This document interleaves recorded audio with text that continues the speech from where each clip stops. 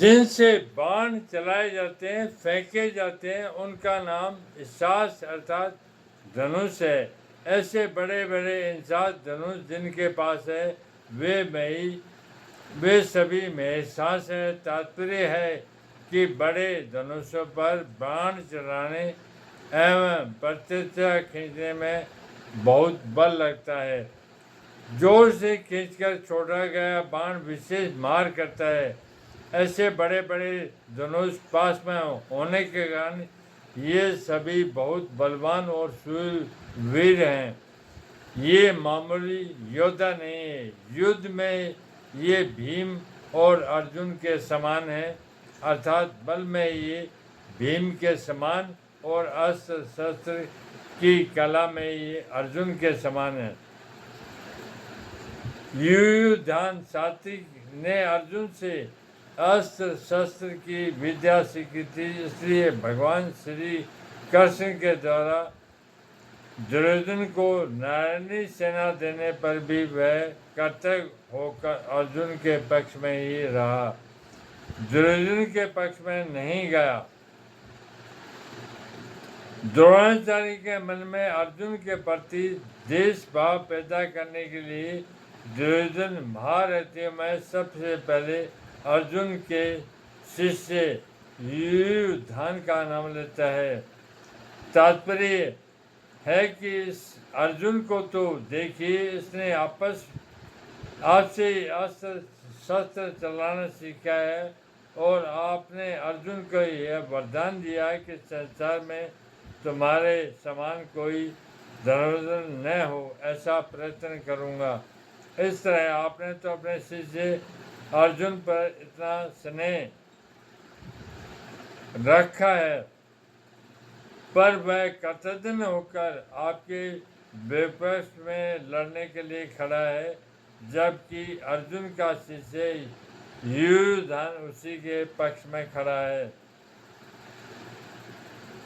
युयुधान महाभारत के युद्ध में न मरकर यादवों के आपसी युद्ध में मारे गए थे।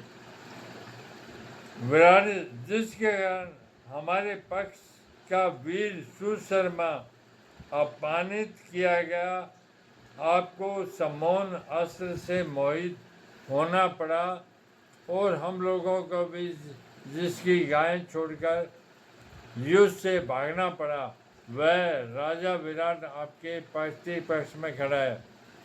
राजा विराट के साथ द्रोणाचार्य का ऐसा कोई भेदभाव या देशभाव नहीं था, परंतु दुर्योधन यह समझता है कि अगर युयुधान के बाद भी मैं द्रुपद का नाम लूँ तो द्रोणाचार्य के मन में यह भाव आ सकता है कि दुर्योधन पांडवों के विरोध में मेरे को उकसाकर युद्ध के लिए विशेषता से प्रेरणा कर रहा है तथा मेरे मन में पांडवों के प्रति वैर भाव पैदा कर रहा है। इसलिए दुर्योधन द्रुपद के नाम से पहले विराट का नाम लेता है, जिससे द्रोणाचार्य मेरी चालाकी न समझ सके और विशेषता से युद्ध करे। राजा विराट उत्तर श्वेत शंख नामक तीनों पुत्रों सहित महाभारत युद्ध में मारे गए। आपने तो द्रुपद को पहले की मित्रता याद दिलाई, पर उसने सभा में यह कहकर आपका अपमान किया कि मैं राजा हूँ और तुम भिक्षुक हो, अतः मेरी तुम्हारी मित्रता कैसी, तथा वैरभाव के कारण आपको मारने के लिए पुत्र भी पैदा किया। वही महारथी द्रुपद आपसे लड़ने के लिए विपक्ष में खड़ा है। राजा द्रुपद युद्ध में द्रोणाचार्य के हाथ से मारे गए। यह धृष्टकेतु कितना मूर्ख है कि जिसके पिता शिशुपाल को कृष्ण ने बड़ी सभा में चक्कर से मार डाला था, उसी कृष्ण के पक्ष में लड़ने के लिए खड़ा है। धृष्टकेतु द्रोणाचार्य के हाथ से मारे गए। चेकितान, जब यादव सेना तो हमारी ओर से लड़ने के लिए तैयार है और ये यादव चेकितान पांडवों की सेना में खड़ा है। चेकितान दुर्योधन के हाथ से मारे गए। काशी राज से वीर्यवान यह काशीराज बड़ा ही शूरवीर महारथी है। यह भी पांडवों की सेना में खड़ा है, इसलिए आप सावधानी से युद्ध करना, क्योंकि यह बड़ा पराक्रमी है। काशीराज भी महाभारत युद्ध में मारे गए। यद्यपि पुरुजित और कुंती भोज ये दोनों कुंती के भाई होने से हमारे और पांडवों के मामा हैं, तथापि इनके पक्ष में पक्षपात होने के कारण ये हमारे विपक्ष में युद्ध करने के लिए खड़े हैं। पुरुजित और कुंती भोज दोनों ही युद्ध में द्रोणाचार्य के हाथ से मारे गए थे। यह सभ्य युधिष्ठिर का ससुर है।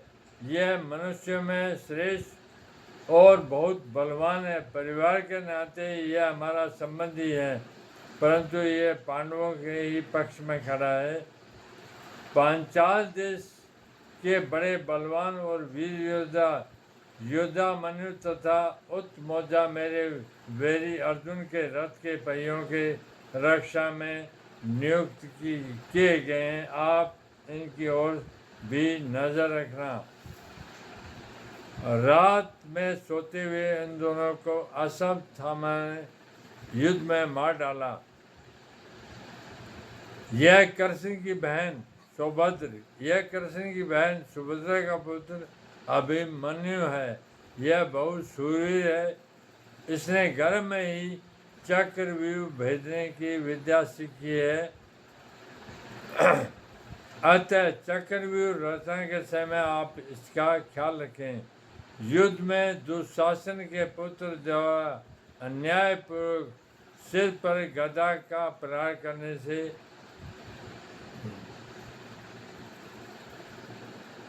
अभिमन्यु मारे गए।